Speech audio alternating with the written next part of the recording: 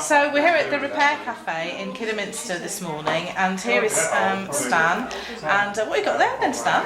Right, well that is the knob of this saucepan lid, and unfortunately in there should be a nut, which is no longer there, so that when you're trying to fit the thing together, I see. as I say, I'm going to attempt to do something which is probably a bit ridiculous, but see if I can make it stick long enough for it to pull up onto there and tighten And up. so once it's on, it's on there. Yes, that's right. Fantastic. Well, wish you the best of luck with that, Stan. Thank you very much. Okay, creative minds at work. Thank you.